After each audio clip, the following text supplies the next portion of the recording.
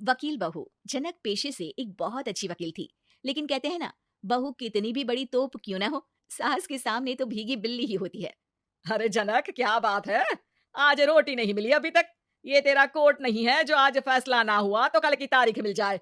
रोटी तो रोज वक्त में चाहिए। हाँ। माँ जी, रोटी तो कब की बन गई, मैंने आपको कहा तो खाना खाने के लिए, आपने शायद सुना नहीं होगा। ओहो, जज नहीं हूं मैं तेरे कोर्ट की, सास हूं सास। कोई दलील फालतू की मत देना यहाँ। बहुत जानती हूं मैं इन वकीलों को। अपनी बात ऊपर रखने के लिए झूठ बोलने में जरा भी नहीं सोचते। तभी वहां जनक के ससुर आ जाते हैं। अरे भाग्यवान, क्यों बेचारी के काम को कोसती रहती है हमेशा। मैं भी तो था वहां जब ये आई थी तुझे रोटी खाने को बुलाने के लिए। सास को तो अब गुस्सा आ जाता है कि कैसे किसी ने बहू की साइड ले ली। अरे वाह जी वाह! वो तो मैं जानती थी कि कोई ना कोई गवाह तो ये पेश कर ही देगी। पर मैं तो अब सीधा खाना खाकर सोने जाऊँगी। मुझे आदत नहीं है किसी से बहसा-बहसी करने की। पता नहीं कैसे ये वकील इतना दिमाग लगाकर खुद तो झूठ बोलते ही हैं, साथ में झूठे गवाह भी ले आते हैं। जनक को सास के ताने सुनने की अब आदत सी पड़ जाती है। एक दिन जनक वकील की ड्रेस पर काला कोट पहनकर कोर्ट के लिए निकल ही रही होती है कि अरे कहाँ चली काला कौवा बनकर? टोक दिया ना, अब कोर्ट तो वकील वाली ड्रेस पहनकर ही जाऊंगी ना। वाह भई वाह! दामिनी तो मैंने भी देखी है। सन्नी पाजी ने ऐसा ही कोट पहना था और कहा था कि तारीख पर तारीख, तारीख पर तारीख। मतलब की कोई बात करनी है तो बोलिए, वरना वक्त नहीं है मेरे पास खराब करने के लिए। अरे पता नहीं तुझ में क्या देखा मेरे बेटे ने, सारा दिन वकीलों वाली बहस करती है, भोली भाली सास के साथ। अच्छा सुन, जो इतनी बहस मेरे आगे करती है ना, जरा अपने बॉस से कर ले, जो 1 साल भी ना हुए तेरी शादी को और काले कपड़े पहना दिए। अंदर जा और लाल कोट पहन कर आ, पता तो चले कि नई नवेली शादी हुई है। अरे माँ जी, कोर्ट में मेरा बॉस क्या करेगा, ये तो पूरे देश की ड्रेस है वकीलों के लिए। लेकिन सास तो ठहरी सास। अच्छा, तो कोई जरूरत नहीं है 2-4 साल कोर्ट जाने की। शादी थोड़ी पुरानी हो जाए तब इजाजत दे दूंगी मैं तुझे काले कपड़े पहनने की। अब क्या था, मन मारकर जनक को लाल रंग का कोट पहनकर कोर्ट जाना पड़ता है। उसकी जाने के बाद आहा, बढ़िया, ये पूरे देश की ड्रेस की बात करने वाली। अरे पहना दिया ना लाल कोट। अब सास आए दिन या तो जनक को उसके काम का ताना देती, या फिर उसका काम छुड़वा देने की धमकी।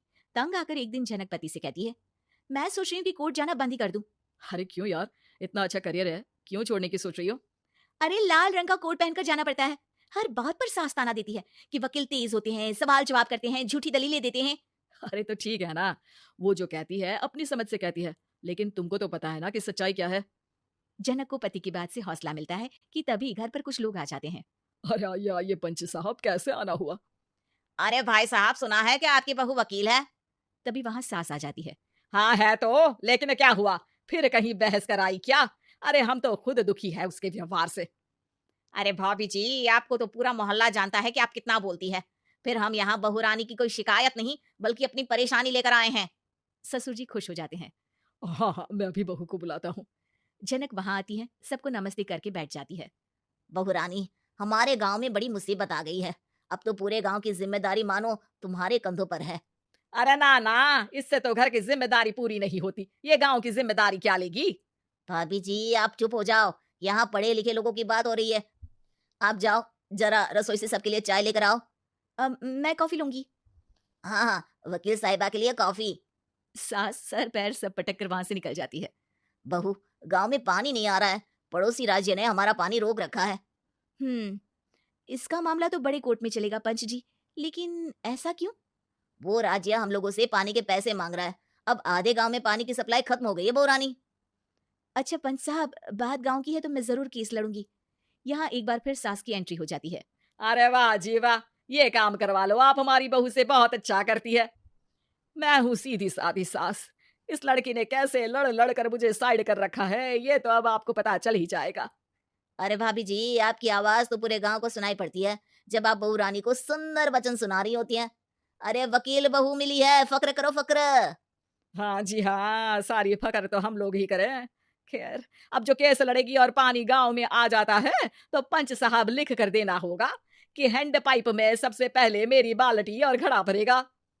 अरे फिर तो हम बहू रानी के नाम पर घर पर ही सप्लाई दे देंगे, लेकिन ये इतना आसान नहीं है। बहू, गांव के पास अभी वकील करने की भी पैसे नहीं है तो।